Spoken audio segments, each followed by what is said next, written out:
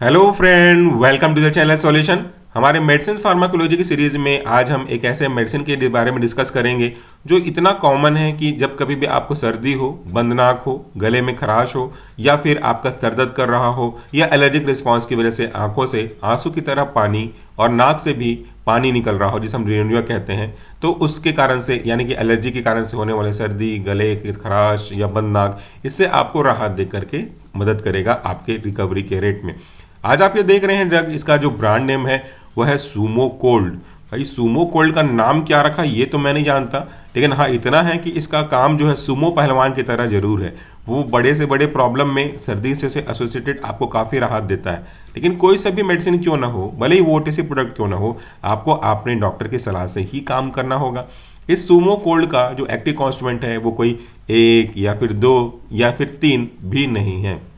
ये एक fixed dose combination formula है जिसमें मुख्य रूप से ड्रग जो आपके काम करते हैं कंसंट्रेशन के अकॉर्डिंगली, वह है आपका पैरासीटामोल, दूसरा है आपका फेनाइलेफ्रिन हाइड्रोक्लोराइड, तीसरा है आपका कैफीन और उसके बाद है आपका डाइफेन हाइड्रामीन हाइड्रोक्लोराइड। और इन सबको मिला करके एक सिंपल सा यूज़ करने वाले यूनिट डोजेस फॉर्म जो कि है टेबलेट, इसका फॉर्म दिया गया है। क्या आप जानते हैं कि इस सूमो कोल्ड का यूज़ कहाँ कहाँ कर सकते हैं? हाँ, जैसा मैंने इंट्रोडक्शन में कहा, वहाँ पे आपको अगर सर्दी हो रही हो, सर्दी की वजह से नाक बंद हो गया हो या फिर सांस लेने में तकलीफ हो रही हो जस्ट बिकॉज ऑफ कोल्ड की और अदर रीजन से सांस लेने में तकलीफ हो रही हो, तो वहाँ पे काम नहीं करेगा। और उसके साथ साथ कोई एलर्जिक रिस्पॉन्स आपको देखने को मिल रहा हो, सर दर्द तो सर्दी में जनरली एसोसिएटेड होते ही हैं, तो उस केस में आपको ये रिलीफ देने का काम करेगा। कंसंट्रेशन की अगर हम बात करें जो कि बहुत महत्वपूर्ण है कॉन्सेप्ट को समझने के लिए, तो आप देख लीजिए ईच फिल्म कोटेड टैबलेट, ये जो टैबलेट है वो फिल्म कोटिंग से कोट किया गया है। इसके जो एक्टिव कॉन्स्टिट्यूएंट में पहला है जो आपका फार्माकोलॉजिकल एक्शन देने वाला, वह आपका पैरासीटामोल इंडियन फार्माकोपिया के गाइडलाइन में। इसका जो कंसंट्रेशन है वो सबसे ज़्यादा है, यहाँ पे जितने ड्रग यूज़ किए गए हैं वह है 500 mg। इस पैरासीटामोल का मतलब ये है कि आपको ये फीवर में बहुत अच्छे से राहत देगा, क्योंकि सर्दी के साथ साथ कभी कभी बुखार भी अगर आपको आ जाता है तो आपको मदद करेगा। प्लस सर्दी में बॉडी पेन, पूरा शरीर में दर्द, जकड़न का एहसास होता है, वहाँ भी आपको ये मदद करेगा पेन को कम करने में। उसके बाद हमारा दूसरा ड्रग है फेनाइलेफ्रिन हाइड्रोक्लोराइड, ये इंडियन फार्माकोपिया की गाइडलाइन के अकॉर्डिंगली है। इसका जो कंसंट्रेशन है वो 5 mg है। ये एक अल्फा A1 एगोनिस्ट है जिसका काम है कि आपके जो बंद नाक हो गया है, कंजेशन हो गया है, नेजल कंजेशन, इसको डीकंजेस्ट करके देना, यानी कि ये नेजल डीकंजेशन का एग्जांपल है। कैसे काम करता है वो आपको मैं बाद में बताऊंगा, पहले मैं उनके नाम, उनके काम, उनका कंसंट्रेशन आपको डिस्कस कर लूँ। फिर है आपका caffeine, Indian pharmacopoeia guideline anhydrous form में है। इसका जो कंसंट्रेशन है वो है 30 mg। कैफीन का यूज़ जनरली हम माइग्रेन के ट्रीटमेंट में करते हैं, सर दर्द में आपको काफ़ी राहत देगा। तो यहाँ पे इसका जो पर्पस है इसके साथ इन्वॉल्व करने का, वो सर्दी की वजह से, बंद नाक की वजह से होने वाले सर दर्द के लिए राहत देगा। आपको मेरी आवाज़ से लग ही रहा होगा कि मुझे भी सर्दी है, तो डेफिनेटली ये सर्दी को भी ठीक करने का काम करेगा। And I am going to use this as per the guidance of medical practitioner. इसके बाद अगला है आपका सॉरी डाइफेन हाइड्रामीन हाइड्रोक्लोराइड। ये एक एंटी एलर्जिक ड्रग है। Anti allergic drug Indian pharmacopoeia की गाइडलाइन, इसका जो कंसंट्रेशन है वह है 25 mg।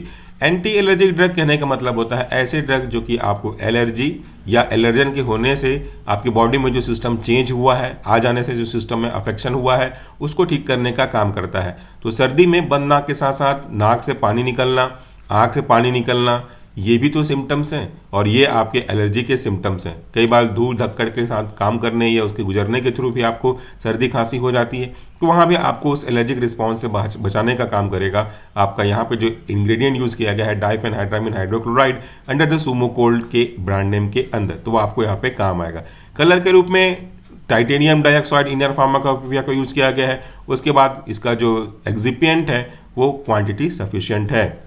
Doses as per the physician, यहाँ पे एक वार्निंग दी गई है जो कि जनरली कम ही मेडिसिन में दिखाई देता है, क्योंकि उनके नेचर के अकॉर्डिंगली वार्निंग आपके पास रहती है। ये क्या वार्न करता है? Taking more than daily dose of paracetamol may cause serious liver damage और allergic reaction, example swelling of the face, mouth and throat, difficulty in breathing, itching और रैसेस। ये बहुत ही अच्छा वार्निंग आपको दे रहा है। वार्निंग होना नहीं चाहिए, लेकिन वार्निंग है, इसका मतलब यह है कि आपको सोचना पड़ेगा। हम सोचते हैं कि पैरासीटामोल तो बहुत ही कॉमन ड्रग है, ओटीसी प्रोडक्ट के रूप में हम लोग उसको मैक्सिमम यूज़ करते हैं, लेकिन नहीं, पैरासीटामोल का भी एक अपना स्टैंडर्ड है। बहुत अधिक मात्रा में पैरासीटामोल को यूज़ करने से आपके लीवर को डैमेज करता है। पैरासीटामोल का जो सेफ डोज माना गया है as per the difference literature available, उसमें कहा गया है कि आप 500 mg के 4 टैबलेट एक दिन में मैक्सिमम ले सकते हो और एक से दूसरे टैबलेट को लेने के बीच में कम से कम 3 से 4 घंटे का डिफरेंस होना चाहिए। ऐसा नहीं कि 4 टैबलेट ले सकते हो बोल दिया तो चारों के चारों एक ही बार में ले लो, वो बहुत ज़्यादा प्रॉब्लम क्रिएट करेगा आपके लिए। तो अगर आपने एक टैबलेट 12 बजे लिया है, दूसरा 4 बजे लीजिए, तीसरा आप 8 बजे लीजिए, फिर से चौथा आप चाहें तो 12 बजे ले सकते हैं रात को, लेकिन कोशिश करिए कि एक्सेस ना लें। 500 mg का टैबलेट यानी कि 2 ग्राम, mg को ग्राम में कन्वर्ट करेंगे तो 2 ग्राम मैक्सिमम टॉलरेटेबल डोज माना गया है, पर कोशिश करिए कि उस लेवल तक जाए ही मत, उससे पहले ही आपकी प्रॉब्लम सॉल्व हो जाए, या तो फिर किसी और कारण से आपको बुखार आ ही रहा है, पेन हो ही रहा है, तो अपने डॉक्टर से कंसल्ट करें। चलिए अब हम इसकी फार्माकोलॉजी के बारे में बात करते हैं। मेडिसिन के बारे में तो आपने देख ही लिया। फार्माकोलॉजी बहुत सिंपल सा है। जब आप बात करते हो पेन की, जब आप बात करते हो फीवर की, तो वहाँ पे हमारा सीधा सा मतलब है कि आपकी बॉडी में जो नॉर्मल एक्टिविटी हो रही है वो बिगड़ चुकी है, वो इम्बैलेंस हो गई है। क्या क्या इम्बैलेंस हो गई है? आपका टेम्परेचर इंक्रीज हो गया है, जबकि आपकी बॉडी की नॉर्मल एक्टिविटी की रेट जो है वो डिक्रीज हो गई है। तो इसके कारण से आपको प्रॉब्लम फेस करना पड़ता है, और इस प्रॉब्लम को ठीक करने के लिए हमको अलग अलग ड्रग की जरूरत पड़ेगी। तो अलग अलग ड्रग अलग अलग यूनिट के फॉर्म में लेने से अच्छा है कि हम कॉम्बिनेशन फॉर्म में यूज़ करें, ताकि जो एसोसिएटेड प्रॉब्लम्स हैं एक पर्टिकुलर डिजीज में या फिर किसी रिस्पेक्टिव डिसऑर्डर के रिस्पेक्ट में अगर आप बात कर रहे हो तो वहाँ पे आपका सॉल्व हो जाए। जब कभी भी हमारी बॉडी में, सपोज ये हमारी बॉडी है, इस हमारी बॉडी में कोई बाहर का एजेंट आ जाता है जो कि हमारी बॉडी का पार्ट नहीं है, जिसे हम या तो एंटीजन कहेंगे या तो हम इसे एलर्जन के नाम से भी अभी हम जान लेते हैं। तो ये हमारी बॉडी में आने के बाद, या इसे आप पैरोजन भी बोल सकते हो, अगर आप फीवर के रेस्पेक्ट में पढ़ रहे हो तो ये पैरोजन भी मान के चलिए। पैरोजन क्या होते हैं? पैरोजन हमारे बॉडी के पार्ट नहीं होते हैं, ये फॉरेन बॉडी का पार्ट होता है, किसी माइक्रोजम का ही एक पार्ट, डेड पार्ट या फिर कोई और पार्ट। इसको दोबारा मैं समझा रहा हूँ। ये एक व्यक्ति हेल्दी है, हैप्पी है, इसकी बॉडी के अंदर जब एंटीजेनिक सब्सटेंस या एलर्जन सब्सटेंस का ट्रांसफर होता है तो इसकी जो मुस्कुराहट है वो कहीं न कहीं गायब हो जाती है। भाई कौन सा जब व्यक्ति स्वस्थ नहीं होगा तो खुश रहेगा? तो इसको हमको वापस इसके पहले के पोजीशन पे रिस्टोर करना है। कारण था, मैंने बताया आपको कि एंटीजेनिक सब्सटेंस जिसकी वजह से बॉडी का जो टेम्परेचर था 37 degree centigrade normal thermal temperature है हमारी बॉडी का, इससे एलिवेट होने लगते हैं, जिसको हम लोग फीवर कहते हैं। इसके साथ साथ में बॉडी में इसके पेन भी जनरेट होने लगता है। तो पेन और फीवर दोनों को अगर हमको कम करना है तो हमको एक कैटेगरी का ड्रग लेना पड़ेगा, वो है NSAID, that means non steroidal anti inflammatory drug, जिसका एग्जांपल हमारा पैरास्टामोल भी है। इसके अंदर के क्लासिफिकेशन में अगर आप देखेंगे ध्यान से KD त्रिपाठी क्लासिफिकेशन के अकॉर्डिंगली, तो यहाँ पे आपको जो 3 क्लासिफिकेशन दिखेगा मैक्सिमम, वो आप ध्यान देते हैं, वो ये है नॉन सेलेक्टिव कॉक्स इनहिबिटर। तो इसको मैं शॉर्ट में NS लिख देता हूँ, नॉन सेलेक्टिव कॉक्स इनहिबिटर। दूसरा है प्रिफरेंशियल COX-2 इनहिबिटर, जो कि प्रिफरेंस देंगे COX-2 को। और तीसरा होता है सेलेक्टिव COX-2 इनहिबिटर। ये 3 क्लासेस तो आपने देखा है, सुना है, समझा है, कई बार मैंने भी रिपीट किया है, लेकिन एक क्लास और है जिसमें लिखा हुआ होता है जिनके पास स्ट्रॉन्ग एंटीपायरेटिक एक्टिविटी होगी लेकिन वीक एंटी इन्फ्लामेटरी प्रॉपर्टी होगी, या इससे साथ थोड़ा सा कम में आप एनालिसिस एक्टिविटी भी देखेंगे, बट मेनली आपका एक्टिविटी के हिसाब से, अगर आप कंसंट्रेशन के हिसाब से देखेंगे, पोटेंसी के हिसाब से देखेंगे, एफिलिटी के हिसाब से देखेंगे, तो वो फीवर को कम करने का काम करता है। इसी के अंदर हमारा PCM दैट इज पैरासीटामोल रखा गया है या फिर आता है। जब कभी भी किसी व्यक्ति को बुखार हो, बदन दर्द हो, तो उसके लिए paracetamol as a antipyretic as well as analgesic का काम करता है। उसके बाद जो दूसरा हमारा ड्रग है उसके बारे में देख लेते हैं, वह है फेनाइलेप्रिन हाइड्रोक्लोराइड। बंद नाक की समस्या क्या होती है? ये देखिए, मान लेते हैं कि ये आपके नाक का पैसेज है, और इसको एग्जाम्पल के लिए समझना चाहें तो समझ लीजिए कि कोई रोड है, इसके पैसेज के बीच में एक सेप्टम है ना, हमारा दोनों स्ट्राइक के बीच में एक सेप्टम है, समझ लीजिए सेपरेशन है। तो इसको थोड़ी देर के लिए हटा देता हूं मैं, एक सिंगल एग्जांपल से लेते हैं। तो मान लेते हैं कि ये एक रोड है जिसमें कोई भी व्हीकल मूव कर रहा है, सपोज कोई कार यहाँ से मूव कर रही होगी। अब डायरेक्शन भाई थोड़ा अलग बन गया, आप इसको एडजस्ट कर लीजिएगा, नहीं भी कार भी नहीं बन पाया अच्छे से, कोई बात नहीं, बेकार तो नहीं जाने देंगे कॉन्सेप्ट को। तो फिर ये कार अगर यहाँ से गुजर रही है इस कंडीशन में तो बहुत फ्रीली मूव कर लेगी, कोई प्रॉब्लम इसको नहीं होगा। लेकिन एज्यूम करिए कि इस रोड के बीचों बीच एक किनारे से होता हुआ कोई हर्डल आ जाए, कोई पत्थर आ जाए, बड़ा सा पत्थर आ जाए, तो क्या आपको लगता है कि ये कार इस छोटे से जगह से गुजर पाएगी? नहीं, इसमें से केवल मोटरसाइकिल, पैदल, साइकिल यही लोग गुजर पाएंगे, बाकी जितने भी व्हीकल होंगे वो सब ऑब्स्ट्रक्ट हो जाएगा यहाँ पे। तो आपके नाक के साथ भी यही होता है। नाक में ब्लड वेसल होते हैं, यूँ तो पूरी बॉडी में होते हैं, बट अगर हम नाक के रेस्पेक्ट में बात करें तो ये देखिए, ये नॉर्मल ब्लड वेसल है। दोनों के डिस्टेंस को जरूर ध्यान दीजिएगा, डायमीटर को, जब यहाँ पे सर्दी होती है तो वहाँ पे हम सूजने लगता है नाक, just because of inflammation reaction involve there. तो उसकी वजह से ये जो नॉर्मल लेंथ है वो इन्फ्लैम्ड होकर के डायलेट हो जाता है, यहाँ तक पहुँच जाता है। पहले आपने देखा था ना, मैंने मार्क लगा दिया था, यहाँ पे भी देखिए ये पहले था, तो अब यही इन्फ्लामेशन होकर के फैल जाता है, फैल जा रहा है। इसका मतलब क्या हो रहा है, एक्चुअली में इस तरीके से समझा जाए कि ये पूरा पासेज था और ये फैल करके इस पासेज को छोटा करते जा रहा है, जिसकी वजह से हमको प्रॉब्लम हो रही है। Let me clear this one, क्योंकि यहाँ पे कंफ्यूजन होना स्वाभाविक होगा, इसलिए उसको और अच्छे से क्लियर करते हैं कि ये आपके नाक का पैसेज है।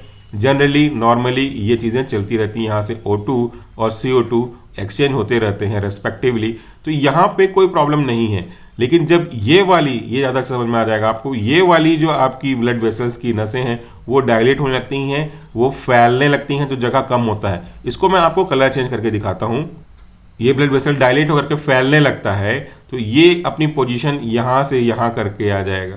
तो इस फैलने की वजह से आपके पैसेज सकरे होते गए, फंसते गया, वहाँ पे आपके जो बीच में जगह थी गुजरने की वो अफेक्ट होती गई, सकरा होता गया, अफेक्ट होता गया। इसलिए हमको क्या करना चाहिए, हमको इसको कॉन्स्ट्रिक्ट कर देना चाहिए। तो इसको कॉन्स्ट्रिक्ट करने के लिए जिस हम ड्रग इसको इस नेजल पाथवे को या फिर पैसेज को कॉन्स्ट्रिक्ट कर देंगे तो ये सिकुड़ते जाएगा। मतलब समझो ऐसा है कि ये पत्थर था ना, इस पत्थर को हम धीरे धीरे तोड़ते जाएंगे, जो फैला हुआ पत्थर है इसको हम थोड़ा तोड़ते तोड़ते तोड़ते इतना भी ले आएंगे तो इसमें अब कार चली जाएगी। अब इसको अगर हम पूरा ब्लॉक को हटा देंगे तो पहले की जैसे कंडीशन हो जाएगी। हमको यही करना है, ये जो ब्लॉकेज आ गया है बीच में इन्फ्लामेशन की वजह से, आपके बल वैसे के डायलेट होने की वजह से, इसको हमको पहले के जैसा कॉन्स्ट्रिक्ट करके लेके आना है, सकरा कर देना है, ताकि पासेज पूरा खुलते जाए। ये यहाँ से आ जाएगा, यहाँ से आ जाएगा, फिर धीरे धीरे कम होता हुआ ये डिजोल्व हो जाएगा। तो हमारे नाक की जो बंद नाक की समस्या है वो सॉल्व हो गई। ये है हमारे फिनाइलएल्पिन हाइड्रोब्रोमाइड के काम करने का तरीका। कैफीन, जैसा मैंने आपको बताया कि आपको माइग्रेन में, सर दर्द में काम करता है, ये भी कुछ स्पेसिफिक तरीके से देखा जाए तो इसका mechanism of action blood circulation enhancement करने के साथ साथ आपके प्रोस्टाग्लैंडिन की सिंथेसिस को थोड़ा सा अफेक्ट करना है। हालांकि लिटरेचर में पूरी जानकारी इस कैफीन के रेस्पेक्टिवली नहीं है, माइग्रेन के केस में जरूर है, उसके बारे में हम बात करेंगे कभी और। तो इसके बाद जो हमारा नेक्स्ट कंटेंट है वह है diphenhydramine hydrochloride. Diphenhydramine hydrochloride anti allergic drug है, इसे हम एंटी हिस्टामिनिक ड्रग भी बोल सकते हैं। एंटी हिस्टामिनिक ड्रग कहने का मतलब होता है ऐसे ड्रग जो कि हिस्टामिन की एक्टिविटी को कम कर रहे होंगे। किसकी एक्टिविटी को कम कर रहा होगा, ये हिस्टामिन की एक्टिविटी को कम कर रहे होंगे। हिस्टामिन के भी दो मेन टाइप होते हैं, H1 और H2। अभी का हमारा जो रेस्पेक्टिव है वो H1 के रेस्पेक्टिव में है, क्योंकि H1 एलर्जिक रिस्पॉन्स के लिए रिस्पॉन्सिबल है। दैट मीन्स कि ये आपके जो हिस्टामिन की रिलीज के लिए रिस्पॉन्सिबल होने के बाद ये हिस्टामिन जो H1 टाइप का है वो अपने रेस्पेक्टिव रिसेप्टर पे जाएगा और रेस्पेक्टिव रिसेप्टर पे जाके बाइंड हो जाएगा, और इसके इस जगह पे बाइंड होने की वजह से हमको एलर्जिक रिस्पांस देखने को मिलेगा। तो ओवरऑल जो H1 है वो केवल और केवल ऐसे ही एक्शन नहीं देता, वो अपने respective receptor, this is called receptor, इस रिसेप्टर पे जाके बाइंड होता है। This is H1 and this is H1 receptor. तो H1 हिस्टामिन, आपके H1 यहाँ पे आपको समझाने के लिए लिखा है यहाँ पे हिस्टामिन ही, तो यहाँ पे हिस्टामिन इसको हटा देना चाहिए, कन्फ्यूजन हो जाएगा आपको। तो ये हिस्टामिन आगे रह करके अपने H1 हिस्टामिन रिसेप्टर पे बाइंड होता है, इसके बाइंड होने ही कॉम्प्लेक्स पूरा होता है। यहाँ पे फिर बायोलॉजिकल एक्शन आपको देखने को मिलेगा। Biological action is nothing but pharmacological action, यानी कि वो एक्शन जो इसको लेने पे, इसके होने पे मिलता है। तो यहाँ पे फिर से वही समझा रहा हूँ आपको, ये हो रहा है एलर्जी।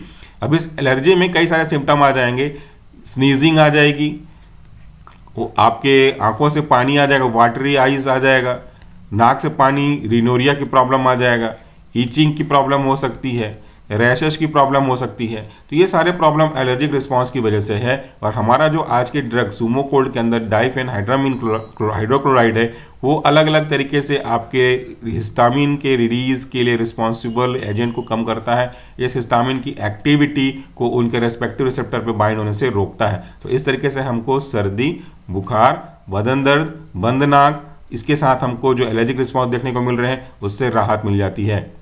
तो ये था हमारा आज का ड्रग सूमोकोल्ड और इसके इंग्रेडिएंट के काम करने के तरीके। उम्मीद करता हूँ कि आपको कॉन्सेप्ट क्लियर हुआ होगा। पहले की वीडियोस भी देखेंगे तो आपको और अच्छे समझ में आ जाएगा।